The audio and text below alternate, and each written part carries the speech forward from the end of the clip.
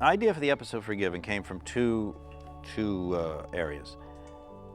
First of all, we had made a pilot called Amazon High with an actress named Selma Blair, who we recognized in the pilot was very talented and very interesting.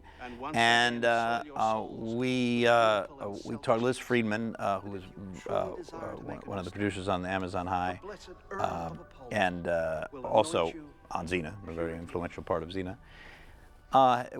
Was talking to Selma and said, would you like to come back and do an episode? And she said yes, and you know, so I said, well, let's come up with a cool part for Selma Blair for this series.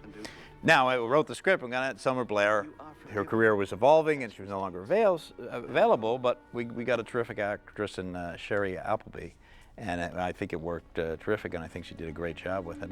But that was the impetus of that episode.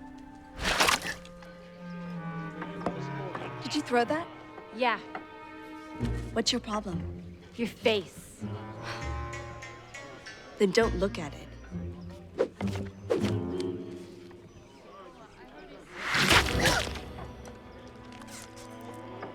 We always were looking for another young character that we could bring in. You know, that was from day one. Effany was one that we brought in earlier. A young, you know, another female, strong female character.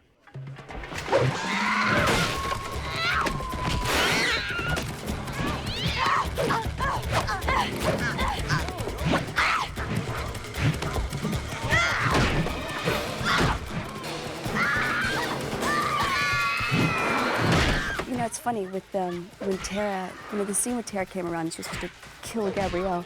I remember asking Rob, I said, Rob, I don't understand how Gabrielle can beat up 10 guys with her staff and then suddenly this 13-year-old girl can come and just kick her ass. You know, help me, I don't understand. And so then they said, you know, you're right, Renee, we should look at this in another way. And so basically it became that Gabrielle was trying to evade a fight, and that basically led her to have a nice little bruise and scratch around her.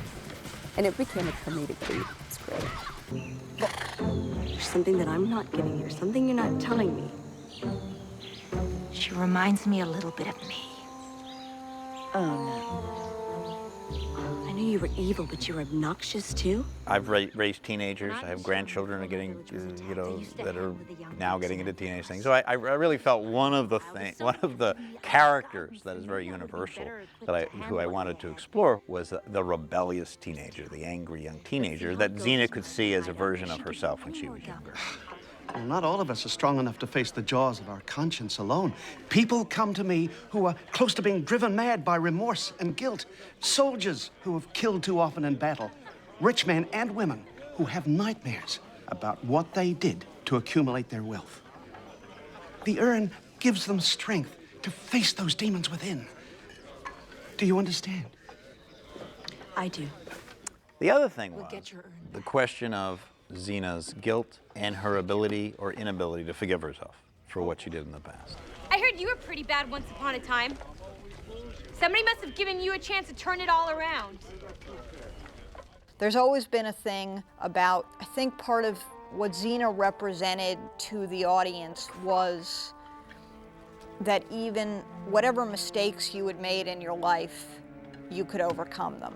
That she comes from this very dark past, and now she's turned herself around. My tagline description of it used to be that Hercules is the hero that you hope is out there, and Xena's the hero that you hope is in here, that you can get past what you've done.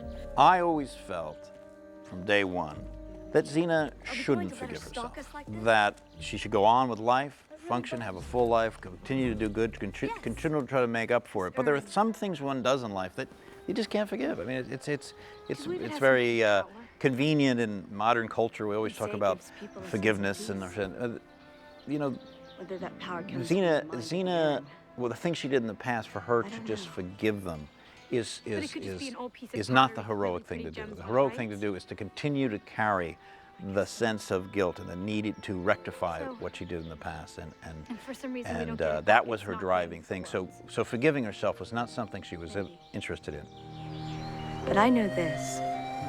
For people who need to forgive themselves in order to move on in life, This urn can be very meaningful. Like somebody like you knows anything about feeling guilty. I know. Believe me, I know. Let me say one more thing about The Forgiven. The last scene of The Forgiven was in many ways the first thing I came up with The Forgiven, which was there is this chalice that can give forgiveness, and Gabrielle wanted forgiveness for so much of that, what had gone on in the third season. She needed to be cleansed. She needed the ceremony of forgiveness. Xena didn't want it. You are forgiven for past misdeeds. Go now and do good.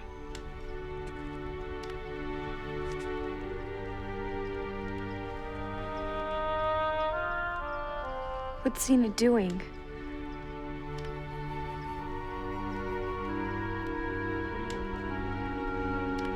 Doesn't she want to be forgiven? So that scene at the end of The Forgiven, when Xena's standing at the back of the temple, and she turns and walks out.